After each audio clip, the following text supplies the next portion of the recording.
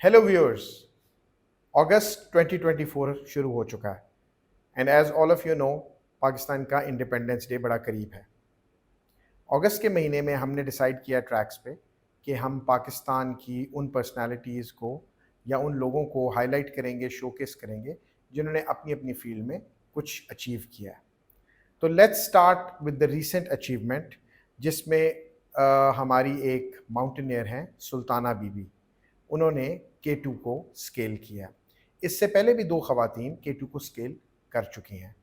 तो हम माउंटेनियरिंग से स्टार्ट करके थोड़ी सी फील्ड्स में और भी जाएंगे, लेकिन पर्टिकुलरली आज हम माउंटेनियर्स, विमेन माउंटेनियर्स पे लाइट शेड करेंगे और उसके लिए again I have invited Daniyal Zahid. Daniyal, welcome. Thank you sir. Daniyal, ज़रा ये बताइए, एक तो थोड़ी सी बैकग्राउंड बताइए कि किन किन ख़वातीन ने K2 को स्केल किया है और ये कौन सी खातून है सुल्ताना बीबी जिन्होंने ये मतलब थर्ड हैं, फोर्थ हैं, फिफ्थ हैं, और इससे पहले भी जो ख़वातीन हैं उनका भी थोड़ा जिक्र कीजिए और उसके बाद फिर हम थोड़ा सा अगली फील्ड्स को भी, दूसरी फील्ड्स को भी टच करेंगे। जी सर सुल्ताना बीबी हैं, ये she is the third Pakistani women जिन्होंने K2 को पीक किया है। इससे पहले 2 फीमेल्स समीना बेग और नायला कियानी ने ये एक हिस्टोरिक फीट अचीव किया गया। इसमें नायला कियानी की मैं थोड़ी सी बात करना चाहूँगा। वो एक exceptional I would say women है जिनके पास मल्टीपल रिकॉर्ड्स हैं।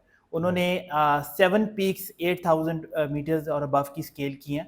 7 पीक जी, और ये भी एक वर्ल्ड रिकॉर्ड 8000ers जिनको कहते हैं, 8 उनमें से 7 उन्होंने पीक की है और वो she is going very strong. इसमें अगर मैं डिटेल में जाऊं तो नायला कियानी और उनकी कंपेनियन थी नायला आज़ाद। उन्होंने लोट्स एक है वर्ल्ड 4th लार्जेस्ट पीक जो कि नेपाल में, उनको वो पीक किया रिसेंटली। 2 मंथ्स पहले उन्होंने नायला कियानी और उनकी एक टीम ने चो उयू है जो कि 6th हाईएस्ट पीक है नेपाल में, वो पीक किया, वो स्केल किया। इसी तरह एक और फीमेल है अनम उज़ैर, उन्होंने ब्रॉड पीक दुनिया का 12th हाईएस्ट पीक है, वो स्केल किया। तो ये आप देखें, अभी जून के महीने में पाकिस्तान की एक all exclusive women teams Skardu से गई K2 की तरफ पीक करने में। इसमें सारी वुमेन थी, for the first time ever कोई मेल कंपेनियन नहीं गया। तो दिस स्पीक्स कॉन्फिडेंस, जिससे हमारी माउंटेनियर्स हैं जिनमें कॉन्फिडेंस आ रहा है और वो स्केल करी जा रही हैं। तो ये 3-4 स्पेसिफिक वुमेन हैं जिन्होंने लास्ट 3-4 मंथ्स में पाकिस्तान का नाम बहुत रोशन किया है, बहुत माउंटेनियस टेरेन को पीक करके। Very good. थोड़ी सी और फील्ड्स में भी जाते हैं, हल्का हल्का ज़रा स्पेस का, एंटरटेनमेंट का और क्रिकेट के बारे में भी थोड़ा बताइए व्यूअर्स को कि पाकिस्तानी ख़वातीन ने यहाँ भी अपना नाम पैदा किया है, तो कहाँ कहाँ स्पेस में किसका नाम है? जी सर, स्पेस में नमीरा सलीम एक एक्सेप्शनल फीमेल है। उन्होंने she is the first Pakistani women जो कि स्पेस में गई हैं। इनके साथ इनकी एक और अचीवमेंट है कि ये पाकिस्तान की फर्स्ट वुमेन है जिन्होंने नॉर्थ एंड साउथ पोल भी गई हैं। तो ये है, और इनको honorary council general of Monaco वो किया गया है, नॉमिनेट किया गया है अचीवमेंट्स के। तो ये भी एक बड़ी एक्सेप्शनल फीमेल है।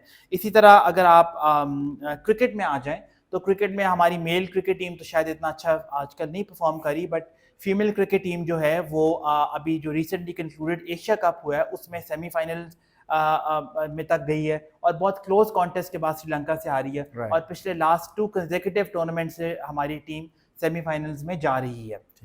इसके अलावा की दुनिया में भी कुछ का बताइए। जी, एंटरटेनमेंट में सर लास्ट ईयर जो बहुत प्रेस्टिजियस ग्रैमी अवार्ड्स होते हैं, आपने सुना होगा, उसमें पाकिस्तान की एक फीमेल आर्टिस्ट है अरूज आफ्ताब। वो she made history by performing at the Grammys.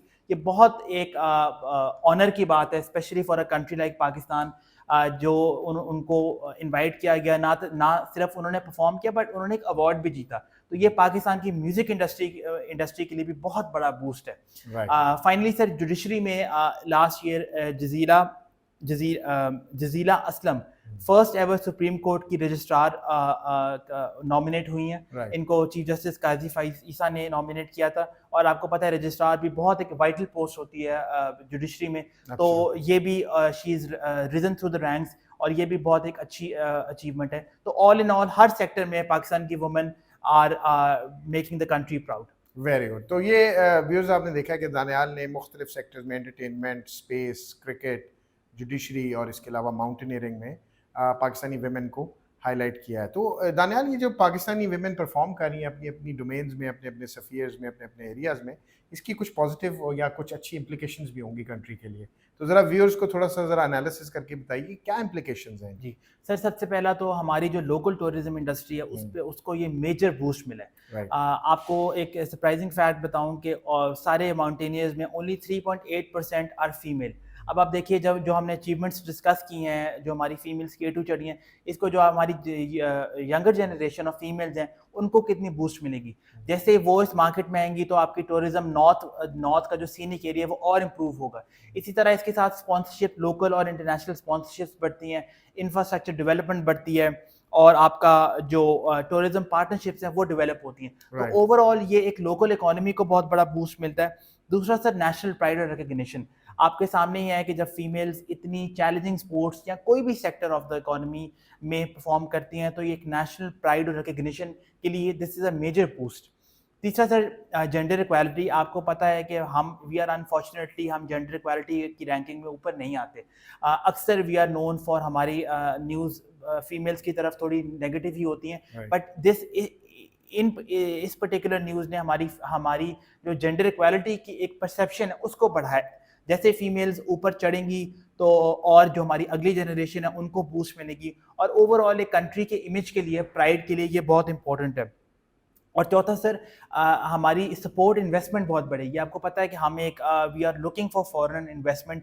जब एक कंट्री का फेवरेबल इमेज बाहर जाएगा, be it sports, be it entertainment, be it any sector, जैसे ही फेवरेबल इमेज आएगा तो इन्वेस्टर्स आएंगे, राइट। कंट्री में इकोनॉमी टूरिज्म प्रमोट होगी, इकोनॉमिक एक्टिविटी होगी और हमारा कंट्री इकोनॉमिकली ग्रो करेगा। तो ये 4-5 रीजंस हैं जिसकी जो कॉन्सिक्वेंस है। Very nice. तो व्यूअर्स, आपने देखा कि पाकिस्तानी ख़वातीन अपने अपने एरियाज़ में, अपने अपने सफ़ीयर्स में नाम पैदा कर रही हैं, और ये जो लेटेस्ट K2 को स्केल किया है सुल्ताना बीबी ने, ये बहुत बड़ी अचीवमेंट है। K2 आपको पता है कि किलर पीक के तौर पे दुनिया में जानी जाती है, और आपको याद है मोहम्मद अली सदपारा अपने 2 साथियों के साथ वहाँ पे कुछ अर्सा पहले बड़े ये न्यूज़ में फ्लैश हुआ।